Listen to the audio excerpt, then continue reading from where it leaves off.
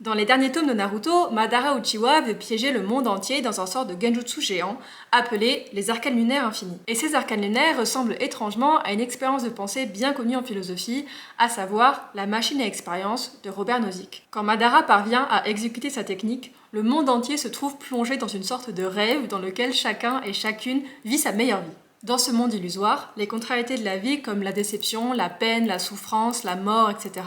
n'existe pas. Dans le manga comme dans l'anime, on a accès aux rêves des personnages. Et on voit qu'au sein des arcanes lunaires, ils réalisent leurs désirs les plus profonds. Hinata est dans une relation aimante avec Naruto approuvée par sa famille, Tsunade est réunie avec tous les gens qu'elle aime et qu'elle a perdus, et Gaara vit une enfance heureuse avec une famille soudée et Naruto comme copain de jeu. Alors certes, dans le manga, la technique est utilisée pour siphonner le chakra de tout le monde, donc on voit très bien pourquoi est-ce qu'elle devrait être stoppée. Mais imaginons que les arcanes lunaires puissent être utilisés sans intention maléfique. Est-ce que ce serait si terrible? Pourquoi est-ce qu'on n'offrirait pas aux gens la possibilité de passer leur vie entière dans les arcanes lunaires? Qu'est-ce qu'il y a de mal à vouloir vivre une vie dont le bonheur est garanti, plutôt que de trimer dans la vie réelle, où la mort, la souffrance, la déception, etc. sont inévitables? À cette question, Naruto et Robert Nozick apportent la même réponse. Le bonheur n'est pas la chose la plus importante d'une vie. Robert Nozick est un philosophe américain du XXe siècle qui veut réfuter la théorie de l'hédonisme. L'hédonisme stipule que le but d'une vie humaine, c'est le plaisir et l'évitement de la souffrance. Si on reconnaît cette théorie comme correcte,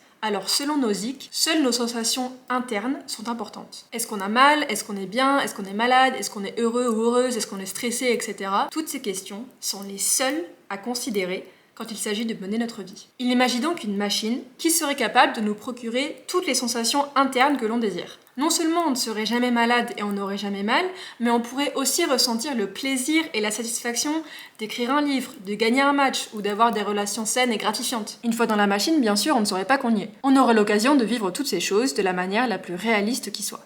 Nozick pose alors la question, est-ce que vous vous y brancheriez? Et pas seulement temporairement, mais pour toute la vie. Car si l'hédonisme a raison, une vie dans la machine est la meilleure vie qui soit. Mais Nozick réfute l'hédonisme, car selon lui, on aspire à plus. On aspire à être une personne active dans son monde, pas juste un corps enfermé dans une machine ou enroulé dans une écorce. On accorde de la valeur à ce que nos croyances soient justes et pas fondées sur une illusion. On aspire à être connecté à la réalité d'une manière importante, et ça, ni une machine, ni le sort de genjutsu le plus puissant qui soit, ne peut le faire à notre place. Ce que les arcanes lunaires infinis et la machine à expérience nous démontrent, c'est qu'une vie bonne ne se résume pas à une vie heureuse. Naruto, dans un de ses nombreux moments de sagesse philosophique, le dit lui-même, il préfère endurer la souffrance de la mort de Neji avec ses vrais amis, plutôt que de vivre dans un monde utopique où la souffrance n'existe pas.